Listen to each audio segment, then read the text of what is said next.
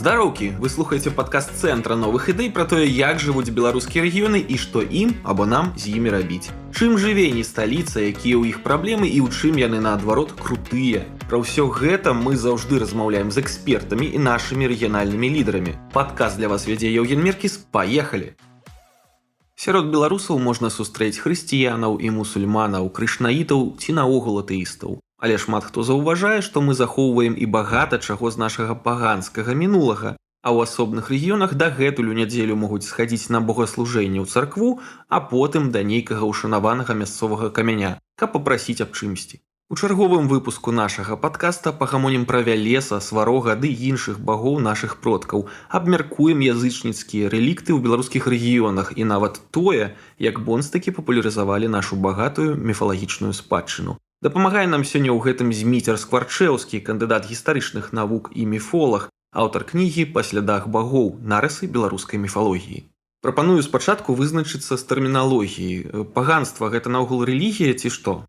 Прывітанне. Мы адразу пачынаем з даволі складанага пытання і, можа быць, не адразу можна даць дакладны адказ. Увогуле тэрміны паганства, язычніцтва, звычайна гэта сінонімы, таму сёння я асабіста буду ўжываць ці то паганства, ці то язычніцтва, але пры гэтым буду мець на ўвазе тое ж самае. Тут галоўная розніца заключаецца чыста ў традыцыі ўжывання і паходжання. Паганства гэта з лацінскай мовы паходзіць тэрмін, з язычніцтва гэта паходзіць з царкоўна-славянскай мовы, але і той, і другі тэрмін яны пазначаюць адно і то же. Бо гэта рэлігія, дахрысціянская традыцыя, шматбожжа.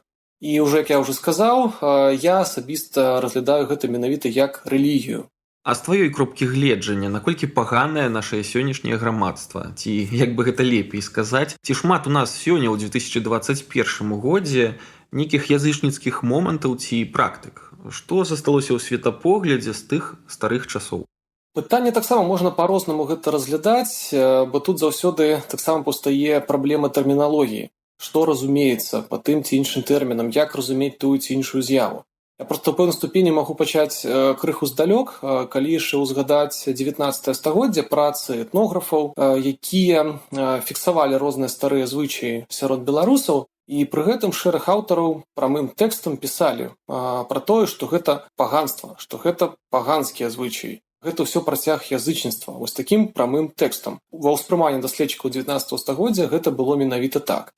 Таксама можна паглядзець, ёсць такія публікацыі, зноў жа такі, это канец 19-го, пачатак 20-го стагоддзя, дзе ёсць цытаты святароў, якія распавядалі этнографам, зноў-такі, пра тыя звычаі, якія вядомы ў іх мясцовасцях. І таксама можна заўважыць, што святары вызначалі тую ці іншую з'яву як паганства. Але калі паглядзець на меркаванне сучасных даследчыкаў, як яны ацэньваюць вось гэтую з'яву, то можна пабачыць, што цяпер мала хто адназначна дакладна будзе сцвярджаць, што тыя звычаі, якія пісаны этнографамі ў 19-м пачатку 20-го стагоддзя, гэта было менавіта паганства. Цяпер даследчыкі стараюцца не выкарыстоўваць гэты тэрмін, бо разумеюць яго пэўную неадназначнасць. Бо ўсё роўна тыя з'явы, якія былі зафіксаваны этнографамі, гэта ўсё ж такі не тое чыстае класічнае паганства да хрысціянскіх часоў. Так ці інакш, народная традыцыя на момант вось канца 19-го, пачатку 20-го стагоддзя гэта ўжо не ёсць чыста паганская ці, наадварот, чыста хрысціянская традыцыя. Гэта спалучэнне, прычым вельмі такое цеснае, арганічнае спалучэнне, дзе вельмі складана выразаць, вылучыць так тую ці іншую частку і зрабіць альбо чыста паганскай, альбо чыста хрысціянскай. То бок, зноў-такі, для чалавека традыцыйнай культуры такога пытання і такой праблемы не існавала. Як бы чалавек у роўнай ступені мог лічыць сябе такім шчырым, чыстым хрысціянінам, вернікам, хадзіць у царкву ці ў касцёл, але пры гэтым мог здзяйсняць шэраг такіх архаічных абрадаў, шанаваць дамавіка, напрыклад, і быць пры гэтым знахарам. Але зноў, калі паглядзець нават па сучасным стане з'явы, як знахарства, чараўніцтва такое вясковае, таксама можна заўважыць, што гэтыя людзі, яны сябе лічаць хрысціянамі, але пры гэтым яны часта самі скардзяцца, то есть вяскоўцы маю на ўвазе, якія займаюцца, напрыклад, такімі народнымі медыцынскімі практыкамі, яны скардзяцца, што у царкве ці ў касцёле іх, не прымаюць і крытыкуюць.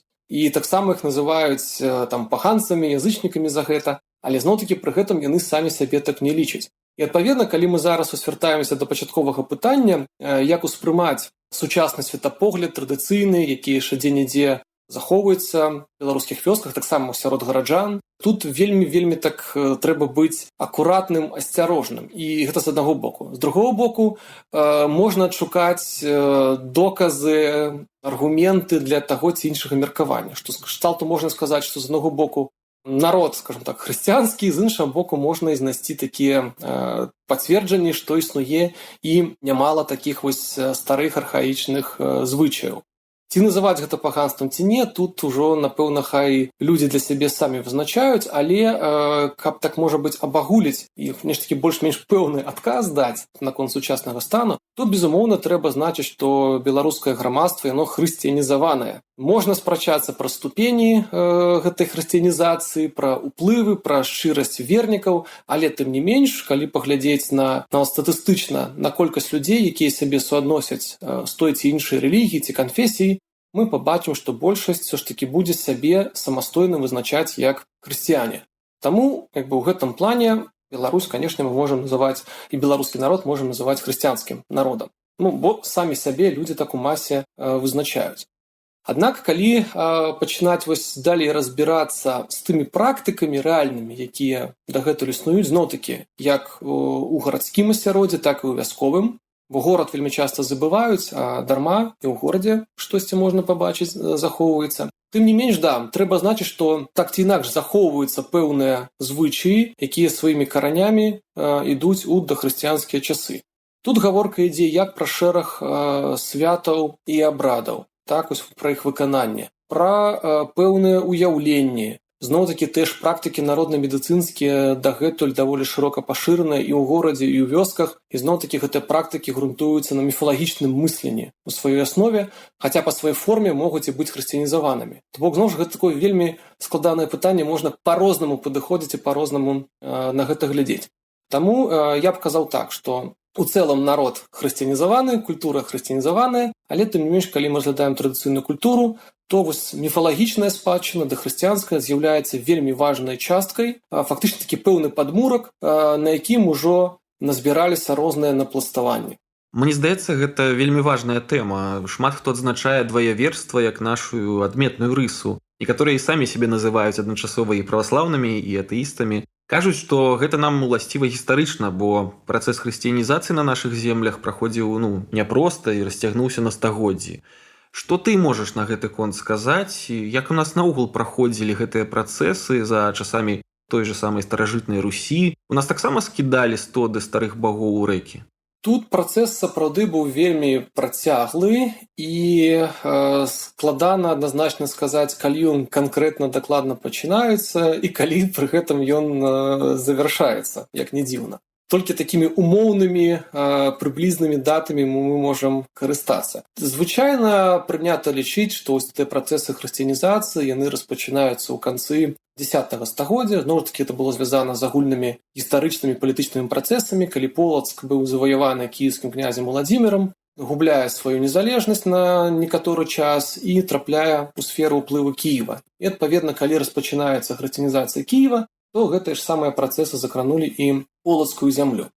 Калі паглядзець гістарычна, вось тая ж аповесць мінулых гадоў, такая галоўная крыніца па раннесярэднявечнай гісторыі ў нашым рэгіёне, гэты летапіс не згадвае такога афіцыйнага дзяржаўнага акта хрышчэння, гэта было, напрыклад, у Кіеве ці Новгарадзе. Вось, у Полацку пра гэта нічога не гаворыцца. Але, тым не менш, па археалагічных дадзеных, па пісьмовых крыніцах мы таксама ўжо гэта бачым, што 90-е гады X стагоддзя, то бок гэта канец 10-го, пачатак 11-го стагоддзя, хрысціянства ўжо дакладна функцыянавала і ўжо складвалася вось гэтая сістэма новая рэлігійная, ствараліся храмы, утваралася пэўная сетка гэтых прыходаў, але зноў жа гэта быў даволі працяглы працэс. І зноў-такі па археалогіі гэта таксама бачна, што не паўсюль ён праходзіў адначасова. Зноў-такі ў розных рэгіёнах па-рознаму гэтыя працэсы праходзілі, дзесьці хутчэй, дзесьці больш марудна. Тут залежыць і ад геаграфічнага становішча таго ці іншага рэгіёна. У лясах, у балотах туды цяжка трапіць, там царквы няма, зразумела, што там будуць больш працяглы час захоўвацца старая вера. Ну і наадварот, у гарадах, як у цэнтрах адміністрацыйных, канешне, хрысціянізацыя адбываецца даволі хутка. Аднак вось тут трэба азначыць спецыфіку менавіта тэрыторыі Беларусі.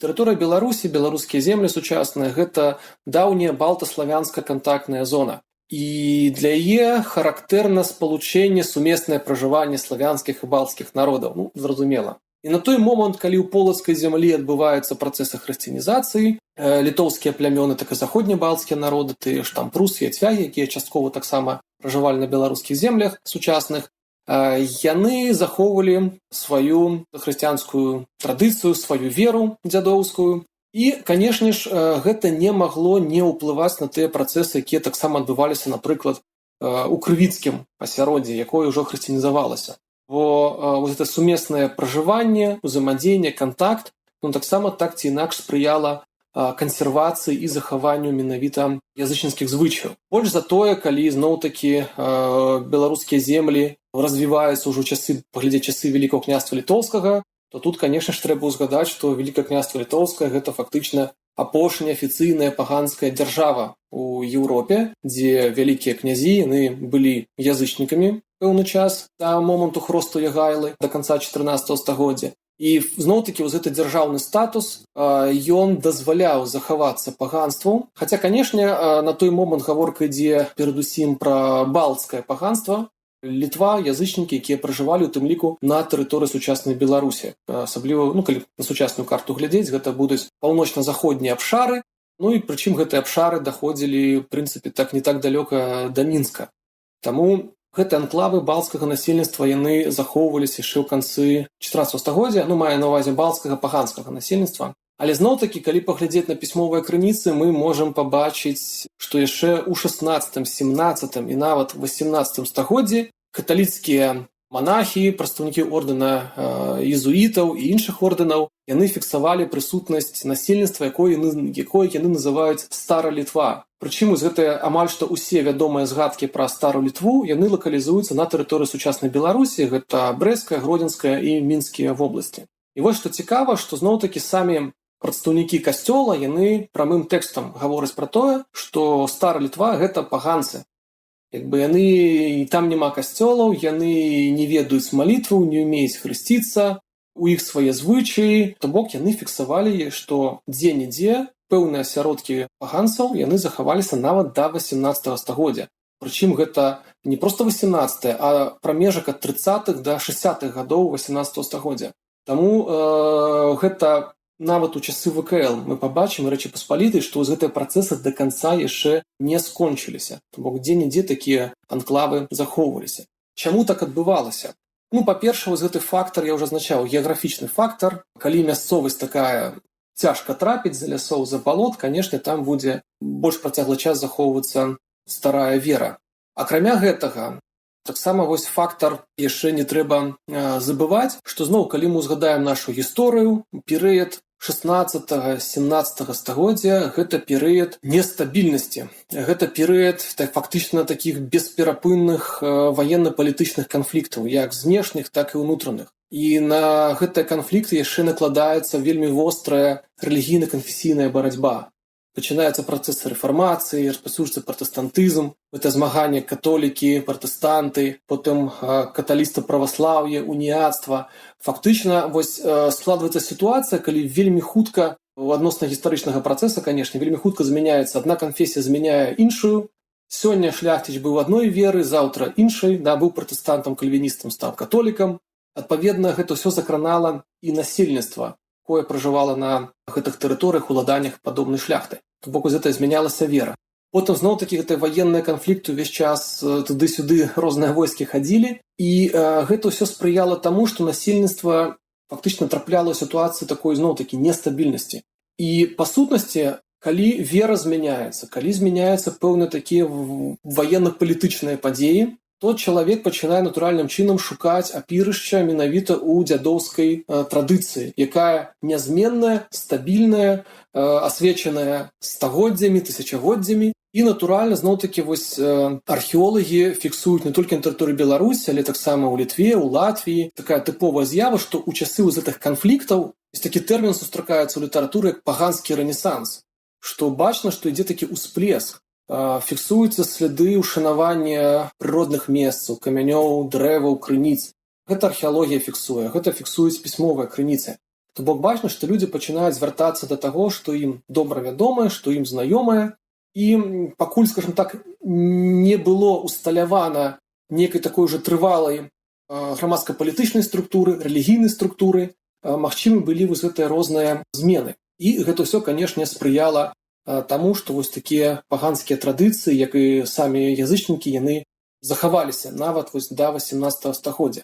Фактычна, ўжо 19 стагоддзе гэта час, калі ўжо працяглы час Беларусь знаходзілася ўжо ў складзе расійскай імперыі, ўжо вызначана адзіная дзяржаўная рэлігія, больш-менш такая адзіная палітыка. Тут ужо так, пайшлі працэсы больш хуткія і, скажем так, традыцыйная культура, скажем так, больш пачала уніфікавацца і хрысціянізавацца у тым ліку. Вось гэта якраз такі час 19 стагоддзя, які ўжо пачынаюць фіксаваць этнографы, якія, як я ўжо на пачатку сказаў, яшчэ ў другой палове 19 стагоддзя азначалі, што немала такіх вось паганскіх звычаяў, перажыткаў было. А што датычыцца яшчэ часткі пытання, ці ў нас таксама скідвалі ідалаў, маецца на ўвазе, ці было гвалтоўнае хрышчэнне, то тут цяжка сказаць, но падобна, што ўсё ж такі дзе-нідзе такія гвалтоўныя працэсы хрысціянізацыі не адбываліся, бо шэраг ідалаў, якія знойдзены ў Беларусі, той жа, напрыклад, слонімскі ідал, ваўкавыскі ідал, потым шклоўскі ідал. З аднаго боку, даследчыкі кажуць, што гэта такія асобныя каменныя галовы, якія ставіліся на пастаменты. Аднак, на мой погляд, гэта проста разбітыя часткі ідалаў. Яны раней выглядалі па-іншаму, а археолагі знайшлі толькі вось нейкі кавалак. Калі ў выніку хрысціянізацыі гэта ўсё было разбіта. І нават у 19 стагоддзі ёсць згадкі пра тое, што сяляне хавалі ад святароў, ад адміністрацыі цывільнай нейкіх ідалаў. Нават на гэты час такое фіксуецца. Таму, канешне, дзесьці працэсы былі немірныя, дзесьці былі гвалтоўныя, але ўсё ж такі, як гэта было ў цэлым, сказаць вельмі цяжка, бо на такіх пісьмовых крыніц пра гэта няма. Вельмі цікавае пытанне, звязанае акурат з хранікёрамі ці летапісцамі. Падаецца, што на захадзе язычніцтва асобных этнічных групаў ці іх міфалогія былі апісаныя значна лепш. Чаму на нашых усходнеславянскіх абшарах усё так кепска ці мала запісана? Чаму тыя ж самыя праваслаўныя святары ці мысляры не фіксавалі, у каго і як менавіта верылі нашыя продкі?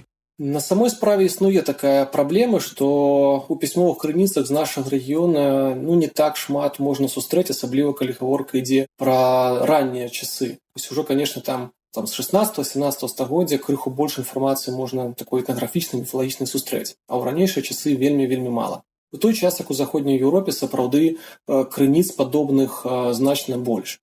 На мою думку, тут вельмі істотны наступны чыннік. Справа ў тым, што на тэрыторыі заходняй Еўропы пераважна тыя місіянеры, храністы, якія гэта ўсё фіксавалі, яны збольшага гэта былі мясцовымі жыхарамі, якія самі прымалі хрысціянства, і яны, так ці інакш, яны да гэтай старой традыцыі былі далучаны. Прынамсі, яны пра яе ведалі, штосьці памяталі. Тут, канешне, гаворка ідзе пра розныя часы, але у прыватнасці, скажем, такія першыя пакаленні гэтых хрысціян, летапісцаў, яны збольшага былі мясцовымі, і яны фактычна фіксавалі сваю традыцыю, сваю гістарычную памяць у тым ліку. Гэта добра таксама бачна там у скандынаўскіх хроніках, тых там дзеі данаў, дзе апісваецца гісторыя Даніі, і міфалагічная гісторыя там таксама апісана, бо па сутнасці гэта абгрунтаванне каралеўскай улады. Таму гэта было вельмі важна зафіксаваць.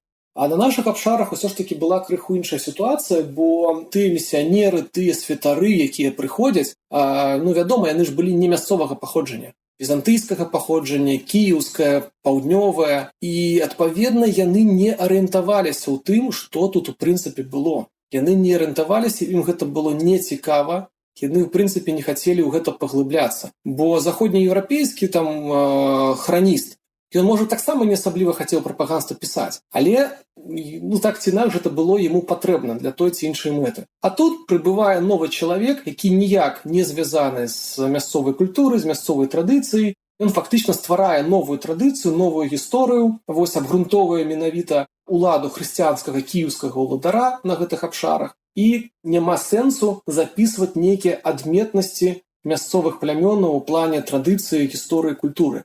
Вось, на мой погляд, гэта такая была асноўная прычына. І ўжо, напрыклад, калі мы глядзім справаздачы тых жа іўзуітаў, там 16, 17, 18 стагоддзя, там сітуацыя крыху змяняецца, бо таксама у гэтай візітацыі збольшага ездзілі таксама мясцовыя ураджэнцы. І таму яны ўжо больш падрабязна фіксавалі ўсе гэтыя звычаі, традыцыі, і гэта захавалася. На мой погляд, вось гэта асноўная прычына, хаця, канешне, можна і пра іншых паразважаць, але, напэўна, не будзем. Вось такая вялізная тэма тады зараз пачнецца ў нас. У якіх багоў тады верылі нашыя прадзеды?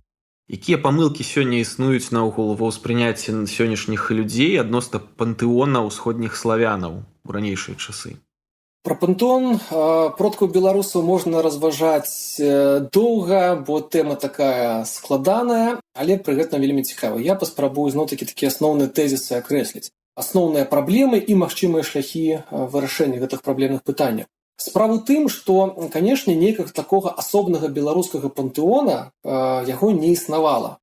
Бо так ці інакш, тут больш карэктна казаць пра больш вялікія традыцыі, да якіх былі далучаны жыхары на нашых землях у той ці іншы гістарычны перыяд. Напрыклад, калі мы гаворым там пра жалезны век, то тэрыторыя Беларусі была заселена балцкімі плямёнамі, і, адпаведна, мы гаворым пра балцкае паганства усходнебалцкага тыпу, там блізкае да літоўскага ці там латышскага, умоўна кажучы так. Пры гэтым таксама ў жалезным веку на тэрыторыі Беларусі пражывалі і германскія плямёны, вось на Брэшчыне. Таксама яны мелі сваю міфалагічную традыцыю, сваю рэлігійную традыцыю сваіх багоў. Калі ўжо ў познім жалезным веку фактычна складваецца славянская этнакультурная супольнасць, таксама яны мелі сваіх багоў.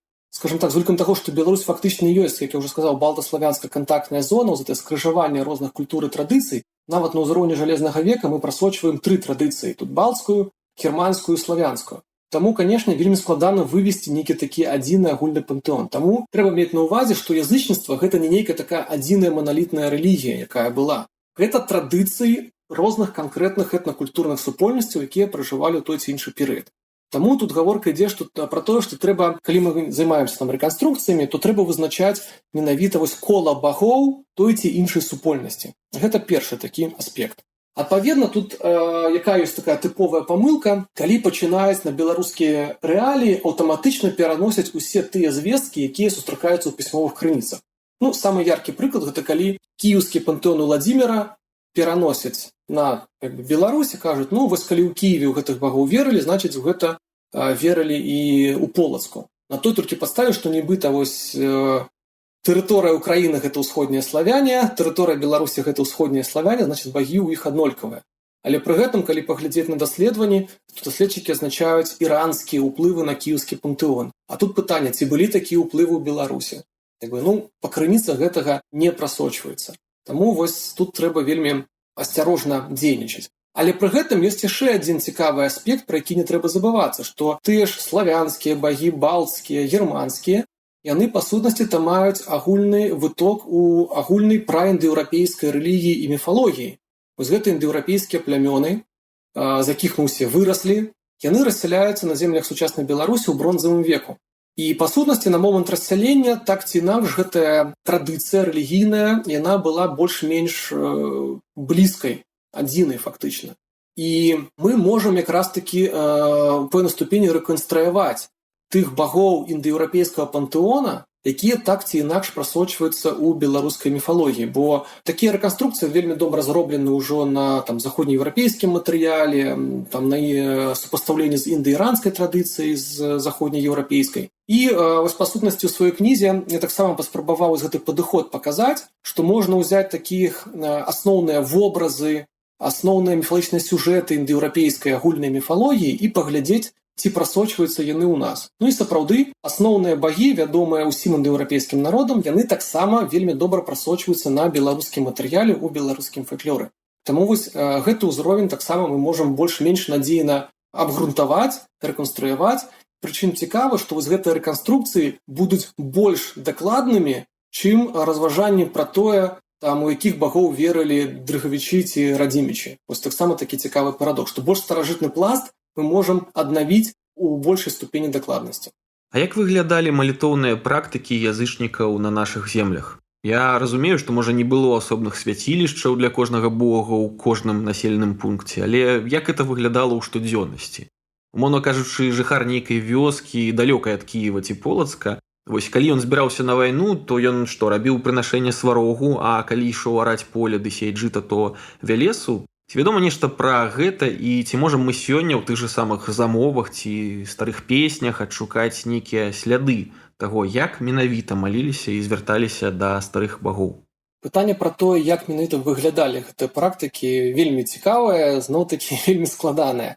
Канешне, штосьці мы можам рэканструяваць і аднавіць, бо зноў-такі вельмі дапамагае гэта параўнальная міфалогія, і мы можам параўноўваць з традыцыямі іншых індаеўрапейскіх народаў, якія нам вядомы. Таксама тут фальклор вельмі дапамагае і зноў-такі археалогія. У цэлым, як гэта выглядае? Мы бачым нават па традыцыі 19-го, пачатку 20-го стагоддзя і нават нашага 21-го стагоддзя такая больш-менш агульная схема, што чалавек, ён усё роўна прыносіць пэўнае ахвяраванне, бо ў традыцыйнай культуры вельмі важны гэты фактар узаемаабмену, да? Каб атрымаць нешта, каб атрымаць нейкую частку добрай долі, трэба штосьці даць узамену. Гэта ахвяраванне. То бок рабілася нейкае ахвяраванне і рабіўся пэўны зварот. Вось гэтыя звароты, яны маглі быць у розных формах, у адпаведнасці зноў-такі з мэтамі, для чаго гэта робіцца. Калі гэта нейкі там прашэнні пра здароўе, пра нараджэнне дзяцей, гэта магло быць нешта падобнае на тое, што мы ведаем па замовах традыцыйнай культуры, да, вось такія спецыяльныя формулы словаў, спалучэнне словаў.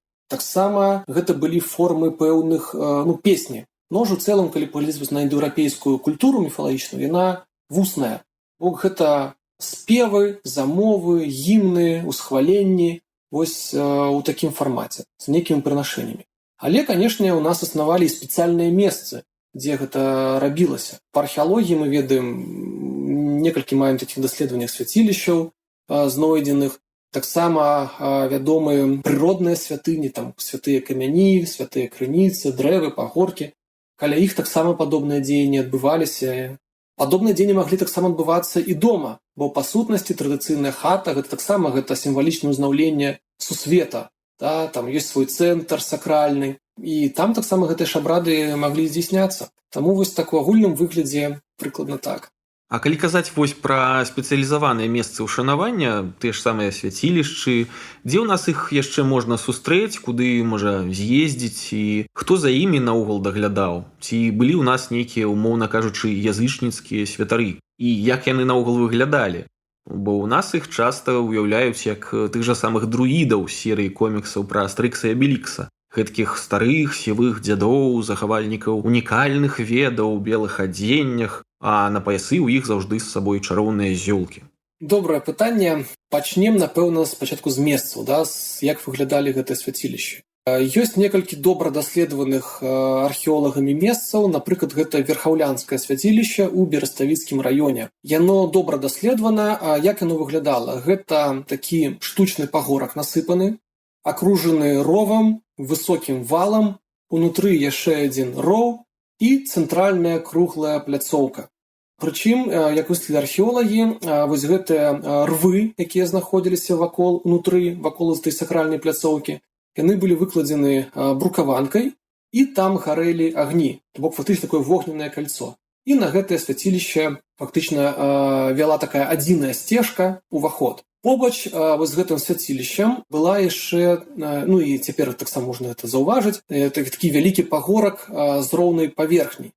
Магчыма, якраз такі гэта было спецыяльнае таксама месца, дзе адбываліся такія асноўныя святочныя дзеянні. У той час, як вось гэтая акружаная валам і рвамі прастора была такім цэнтральным месцам свяцілішча, кшталту як алтар у праваслаўным ці ў каталіцкім храме. Яшчэ добра даследавана свяцілішча каля вёскі Хадосавічы, гэта Рахачоўскі раён, на беразе возера Святое, вось вельмі паказальная назва. Таксама была выяўлена такая круглая пляцоўка. У цэнтры знайшлі яму, дзе падобна, што стаяў такі слуп-ідал. Пляцоўка была акружана невялікім такім востраколам па колу. І з 4 бакоў, арыентаваных па баках свету, таксама былі такія серпападобныя рвы, у якіх гарэлі агні. Вось гэта такія найбольш вядомыя, найбольш такія знакавыя археалагічныя знаходкі, якія дазваляюць нам зрабіць меркаванне пра тое, як у сярэднявеччы вось выглядалі гэтыя свяцілішчы. Маглі быць і іншыя, але зноў-такі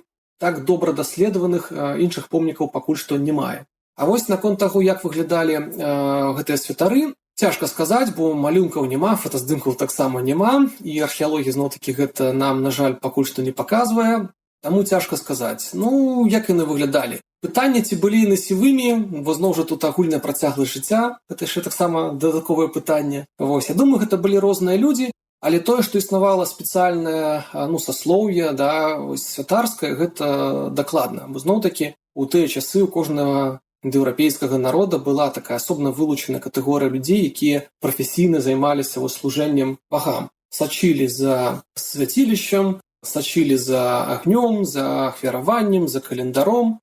Таму, напэўна, штосьці такое і ў нас таксама было.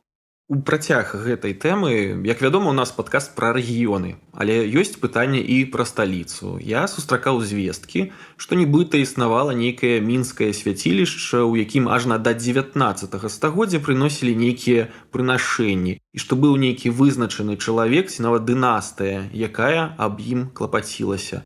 Гэта праўда ці чарговы фейк? Не, гэта праўда, ёсць такая гісторыя пра так званае менскае капішча, хаця капішча тут некарэктны тэрмін, гэта такі, ўжо літаратурны, навуковы, вось, але гэтае месца так у народзе не называлі. Аднак сапраўды на беразе Свіслачы быў святы камень, якога называюць дзед.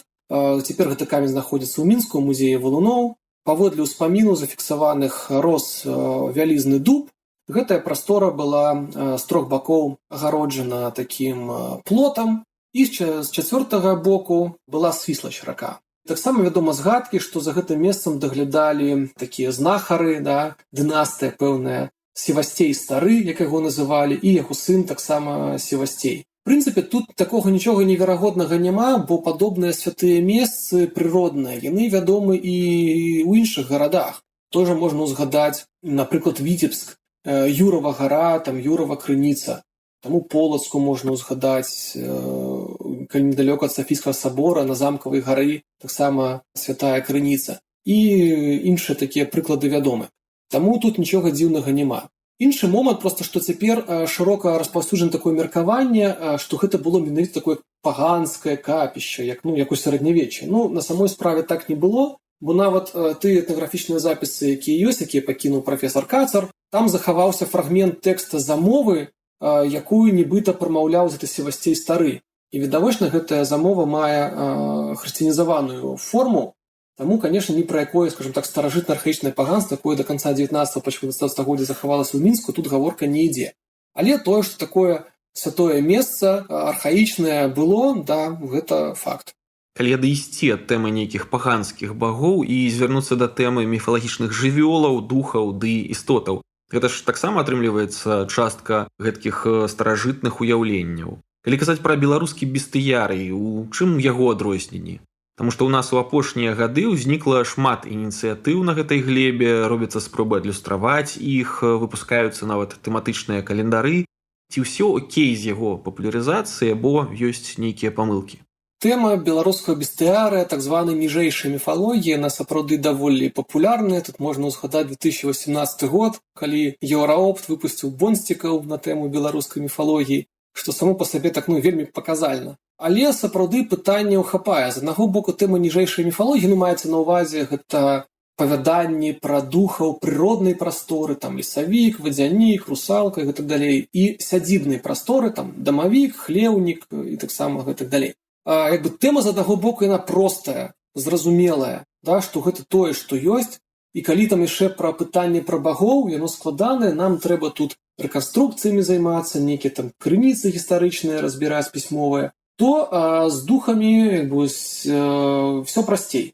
Яны вельмі добра зафіксаваны ў фальклоры, здаецца, пытанняў няма. Але праблема заключаецца ў іншым, што разам з вялікай колькасцю гэтых аўтэнтычных запісаў, якія апісваюць гэтых духаў прыроды і сядзібы, ёсць немало так званых прадуктаў кабінетнай міфалогіі. Гэта тое, што даследчыкі стварылі свядома ці несвядома, у 19 і ў пачатку 20 стагоддзя. Больш за тое, некаторыя такія фальсіфікацыі, назовем гэта прамым тэкстам, яны нават ствараюцца ў 20 і 21 нашым стагоддзі, што зноў-такі з'яўляецца сведчаннем таго, што пэўная цікаўнасць да гэтай тэмы існуе. Інакш не было б патрэбы падобнай працай займацца. І вось праблема заключаецца ў тым, што звычайны чалавек, які не займаецца даследаваннем гэтай тэмы, яму вельмі складана зразумець, што з таго, што прапануецца праз календары, тых жа бонсцікаў і так далей, што гэта адносіцца сапраўды да беларускай традыцыйнай культуры, а што з'яўляецца гэтым прадуктам сучаснай міфатворчасці і, адпаведна, не характарызуе беларускую культуру. І вось тут гэта такая складаная задача. З аднаго боку, ўжо даследчыкі на сённяшні момант вельмі добра паказалі, якія з гэтых персанажаў, якія спрэчныя, якія дакладна былі прыдуманы. Гэта ўжо даследаванні такія ёсць. І праблема толькі ў тым, што гэтыя папулярызатары, якія займаюцца такой справай, яны па нейкіх невядомых прычынах, ці то ім лень, ці то яшчэ нейкія іншыя прычыны, яны фактычна ігнаруюць гэтае даследаванне. Чамусьці яны закрываюць на іх вочы і проста ўсіх запар гэтых персанажаў пускаюць у масы, у народ. І атрымаецца такая сітуацыя, што вось сярод такіх аўтэнтычных герояў міфалагічных трапляецца вельмі шмат такіх прыдумак. І па сутнасці гэтыя зноў-такі наватворы, яны пачынаюць нават замяшчаць тых герояў, якія сапраўды вядомы ў беларускай культуры. Вось гэта, на мой погляд, такая асноўная праблема. А як гэта можна вырашыць? Па-першае, не пускаць у тыраж вось гэтых спрэчных персанажаў, а па-другое, калі пра іх казаць, калі пра іх пісаць і калі іх маляваць, то трэба нейкія рабіць пазнакі і агаворкі, што гэта спрэчны персанаж, прыдуманы, фэнтэзійны, як заўгодна можна назваць, але не аўтэнтычны. Каб хаця бы чалавека папярэдзіць, што ёсць такое і такое, а ты ўжо далей сам глядзі, што табе тут цікава. Вось у працяг тэмы папулярызацыі, што наогул з нашага паганскага мінулага ці сучаснага вартая нашай увагі, памяці ці нават пераасэнсавання. Тыя ж дзяды апошнія гады становяцца вельмі папулярнымі, як мне здаецца, як такое агульнанацыянальнае свята, пэўны такі дзень памяці продкаў. Правда, ён дапаўняецца яшчэ і іншым кантэкстам, канешне ж, у тым ліку памяццю аб бязвінна рэпрэсаваных у гады савецкай улады. Але, можа, ты, як даследчык, ведаеш яшчэ нешта, што можна было б папулярызаваць? Што датычыцца такой папулярызацыі, нават не папулярызацыя, сапраўды пераасэнсавання, можа быць, рэактуалізацыі, не ведаю, як назваць, то тут немала можна такога адшукаць. Дзяды, дарэчы, тут прыклад можа быць не зусім правільны, у тым сэнсе, што дзяды-то, па сутнасці, ніколі не знікалі. Дні памінання продкаў увесну, вось на радуніцу ці на Вялікдзень, і ўвосень, гэтыя восеньскія дзяды, яны фактычна азначаліся заўсёды. І тут, можа быць, не зусім карэктна казаць, што гэта вось у апошні час яны набіраюць папулярнасць. Наадварот, фактычна проста гэта ўсё працяг таго, што і так было. Калі іншыя прыклады паспрабаваць паразважаць, то увогуле, канешне, трэба спачатку зрабіць вялікую працу над агульным асэнсаваннем вось гэтай міфалагічнай спадчыны. Пачынаючы з таго, што з той жа праблемай з тым ж героямі міфалогіі, якія масава транслююцца праз мастацтва, літаратуру, бонсцікаў Ераопта і нешта такое падобнае, календары і гэтак далей. Спачатку трэба ўвогуле асэнсаваць гэтую спадчыну як частку культуры. Але пры гэтым вельмі важна менавіта культываваць аўтэнтычнае. То бок тое, што сапраўды адлюстроўвае дух народа, яго светапогляд і традыцыю. І, на мой погляд, вось такой тэмай, якую можна далей актуалізаваць, гэта, канешне, святы. Бо святы – гэта тая тэма, якая заўсёды папулярная ў грамадстве. Прычым святы яны таксама актуалізуюць вельмі важныя тэмы, звязаныя як з успрыманнем навакольнага асяроддзя, сусвета, так і ўзаемаадносінаў унутры грамадства. Бо святы таксама выконвалі вельмі важныя сацыяльныя функцыі. І такія святы, канешне, трэба падтрымліваць, развіваць. Самае простае, але пры гэтым відавочнае, гэта, напрыклад, каляды, купалле. Хаця таксама вось каляды яшчэ так больш-менш падтрымліваюцца, і тым ліку часам і сучаснай моладдзю дзе-нідзе ў гарадах. Але ўсё ж такі гэта завяршэнне традыцыі. Але гэта тое, што яшчэ можна падхапіць, падтрымаць і развіць, і гэта будзе карыстацца папулярнасцю, бо такія формы маскарада, яны заўсёды прывабныя, і іх у кожную эпоху можна актуалізаваць. Купалле таксама ў гэтым сэнсе мае вялікі патэнцыял, і ён дагэтуль не разгорнуты. Яшчэ нам асабіста мне падаецца, што варта развіваць яшчэ такую тэму, звязаную з тутэйшым новым годам. Мы, конечно, прызвычаіліся, што у нас новы год, гэта 31 снежня, 1 студзеня, няхай так і будзе, такі свецкі грамадзянскі новы год, але ёсць такі сакральны міфалагічны новы год, гэта даўняя архаічная традыцыя у сакавіку. Звычайна гэта дзень веснавога раўнадзенства, і вось у гэтую дату таксама ёсць такі шэраг звестак, які кажа пра то, што нашы продкі святкавалі вось гэты веснавы новы год. Можа, вельмі такая цікавая тэма, якая паказала пэўныя адметнасці, і, я думаю, магла быць цікавая грамадству. Гэта так, вось як прыклад. Калі казаць пра сённяшніх язычнікаў, пра неязычніцтва як з'яву, вядома ж, існуе шмат стэрэатыпаў адносна іх. Адразу ўзнікае вобраз гэткіх аматараў, ахвярапрынашэнняў, што нагадваюць хутчэй нейкіх сатаністаў.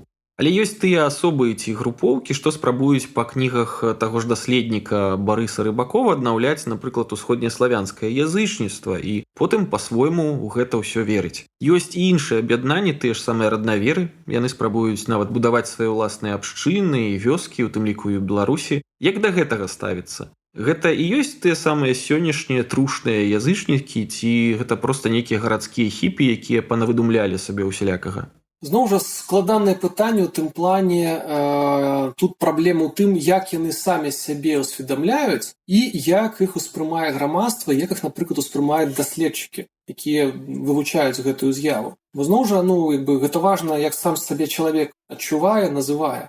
Яны сябе называюць язычнікамі. Больш за тое, вельмі часта многія з іх прама кажуць, што ўсіх язычніцтвах гэта тое ж самае язычніцтва, старажытная традыцыя, якую яны адраджаюць.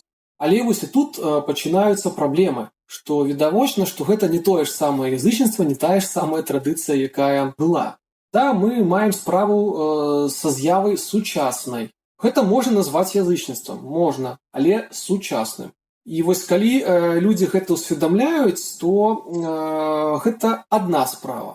Калі пачынаецца зноў жа з трансляцыі ідэі, што гэта ўсё старажытная традыцыя, якую яны нібыта адрадзілі, а больш за тое некаторыя сцвярджаюць, што нібыта менавіта ў іх сям'і, у іх там абшчыне гэта ўсё непарыўна цягнецца там з каменнага века ледзьве. Гэта зноў-такі гэта відавочна падман, і гэта ўжо больш такая небяспечная з'ява.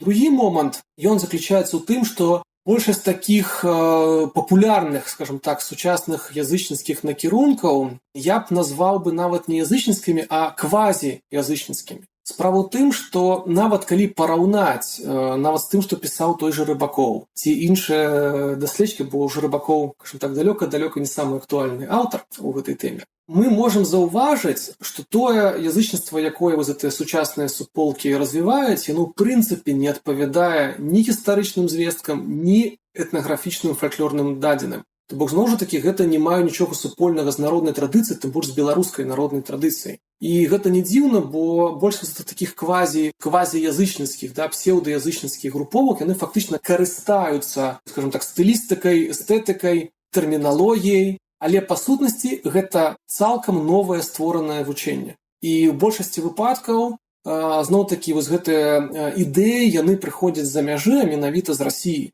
І зноў-такі, на мой погляд, у гэтым ёсць таксама свая небяспека, бо гэтыя, зноў жа такі, супольнасці, яны фактычна ігнаруюць там беларускую народную традыцыю, хаця часам сцвярджаюць, што гэта нібыта сапраўды народная беларуская традыцыя. І зноў-такі замест яе людзям даецца пэўны такі, новаствораны прадукт, які зноў жа ніяк не суадносіцца з беларускай традыцыйнай культурай, а ў большасці выпадкаў прама супрацьлеглы, супярэчаць, і зноў-такі многія гэтай супольнасці нават у прынцыпе там адмаўляюць, што ёсць беларускі народ асобны і гэтак далей. То бок такія панславянскія вось гэтыя канцэпцыі ў гэтым асяроддзі вельмі папулярныя. Пры гэтым, зноў жа такі, ёсць вельмі розныя плыні. І раднаверы, якіх згадалі, гэта адна з гэтых плыняў, прычом раднаверы тут яшчэ даволі, скажем так, параўнальна яны карэктныя. Хаця таксама ёсць розныя супольнасці, але яны, прынамсі, імкнуцца пабудаваць сваю традыцыю менавіта як аднаўленне, як рэканструкцыя. і грунтуюцца, стараюцца грунтавацца там на нейкіх звестак там з этнаграфіі, з фальклору, але зноў ж такі пад агульнаславянскім соусам. Таму гэта такія з'явы неадназначныя на сённяшні дзень.